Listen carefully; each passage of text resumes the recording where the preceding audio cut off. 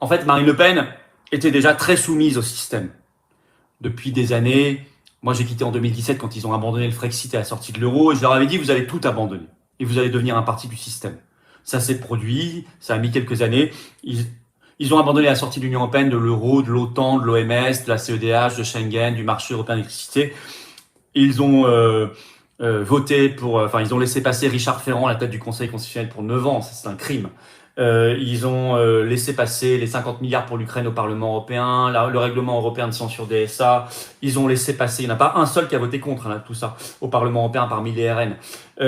Ils ont laissé passer à l'Assemblée nationale tout récemment la résolution qui soutient l'Ukraine, qui soutient les milliards envoyés en Ukraine, les armes, l'envoi de soldats français, l'adhésion de l'Ukraine à l'Union européenne, à l'OTAN. Ils se sont juste abstenus, ils n'ont même pas voté contre ça. C'était il y a 2 semaines. Pareil au Parlement européen, les 50 milliards pour l'Ukraine. Donc vraiment, ils votent pas ils ont bloqué la destitution de Macron, ils ne votent pas les motions de censure contre le gouvernement. Donc Marine Le Pen c'était déjà énormément soumise, mais il restait un petit fond dans certains de ses discours, un peu plus souverainiste parce qu'elle l'avait défendu pendant des années, donc il y avait des traces, il restait des choses. Donc c'était déjà encore trop pour le système. Le système, il veut encore plus soumis. Donc il veut Bardella. Pour être sûr, pour ne prendre aucun risque. Bardella face à Attal ou Édouard Philippe, boum, comme ça on est sûr que rien ne change. C'est ça, le coup d'État, il est là. Le coup d'État, il est là. C'est pas que Marine Le Pen, c'est Georgescu, ça n'a rien à voir. Georgescu, il voulait que la Roumanie quitte l'OMS, l'Union européenne et l'OTAN.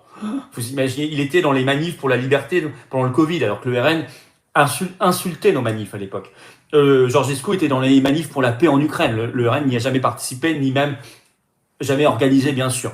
Donc, il ne faut pas comparer Marine Le Pen à Georgescu, on n'est pas du tout dans le même niveau. Le RN, ça n'est pas anti-système aujourd'hui.